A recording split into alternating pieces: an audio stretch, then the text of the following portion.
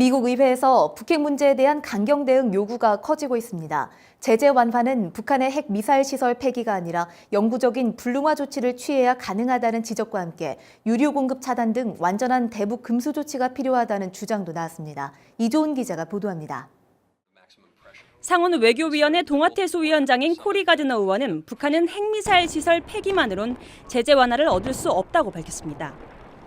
해체 시설은 다시 복구할 수 있기 때문에 폐기를 넘어 영구적 불능화 조치를 취해야 한다는 겁니다. Dismantling facilities isn't enough. They need to be disassembled.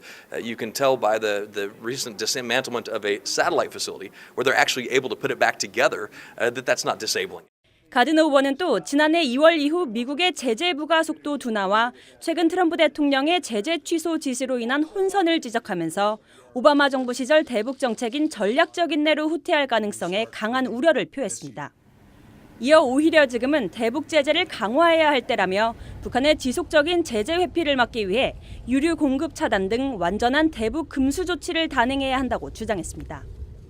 민주당 측에서는 트럼프 대통령에 대한 비판을 이어갔습니다. 크리스 머피 의원은 대통령의 대북 정책, 특히 제재 문제에 대해 두서가 없다고 질책했습니다. Last few days in which he seems to have had no clue as to whether we're going to continue to sanction North Korea has, sent a really weak message to the whole world. 북한의 위선적 태도는 근본적인 문제로 지적됐습니다. But to this point, North Korea has taken precisely 0 steps to demonstrate that they're interested in pursuing denuclearization. And we'll know they're serious when they agree to give us an inventory of what they have.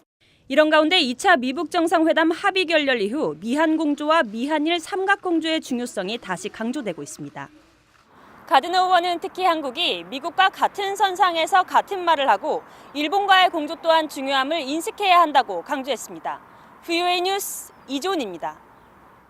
북한의 불법 무기 확산이나 불법 환적을 막기 위해 미국은 다자간 군사 협력을 강화해야 한다고 전직 군 사령관들이 강조했습니다.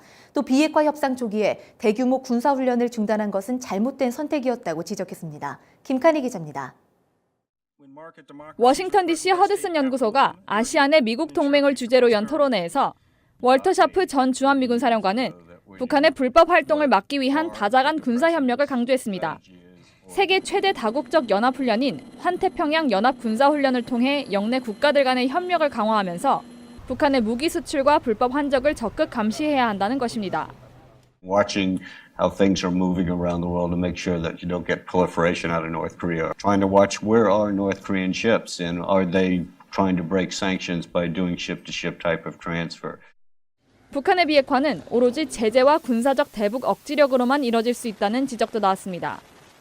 스콧 스위프트 전 태평양 함대 사령관은 북한의 비핵화 조치 없이 협상 초기에 대규모 군사훈련을 중단한 것은 동맹국인 한국에 위험 부담을 줬다고 비판했습니다. There is no other strength that North Korea has. They don't have the economic base, they don't have the political base, they don't have the global standing. So to trade away this military element, which is where I think South Korea carries the most risk. 그러면서 대규모 미한 연합훈련 중단이 미국의 비핵화 협상에 어떤 이득을 가져다 줬는지 의문이라고 덧붙였습니다. 미국이 동맹과의 관계를 계산적으로 취급하는 것은 동맹 관계에 금이 가게 만든다는 지적도 나왔습니다. When you see things like cost plus 50% or fairly out of the blue comments about potentially withdrawing troops if we don't get a good deal, I think that starts to erode that foundation of mutual trust.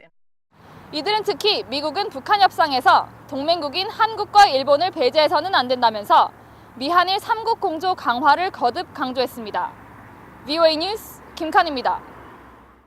미국과 한국 정상이 다음 달 11일 미 워싱턴 DC에서 정상회담을 열고 북한 문제 등을 논의한다고 백악관이 밝혔습니다. 백악관은 28일 보도자료를 통해 도널드 트럼프 대통령과 멜라니아 여사가 백악관에서 문 대통령 내외를 환영할 것이라면서 미한 정상은 북한과 관련한 최근 사안을 비롯해 양자 현안들을 논의할 것이라고 밝혔습니다. 이어 미한 동맹은 한반도 영내 평화와 안보의 핵심이라며 이번 방문은 동맹과 두 나라의 우정을 강화할 것이라고 설명했습니다. 미국과 동남아시아 국가연합 아세안이 워싱턴 DC에서 32차 미국 아세안 대화를 열고 북한의 비핵화 달성을 위한 미국의 지속적인 열린 자세를 지지했습니다.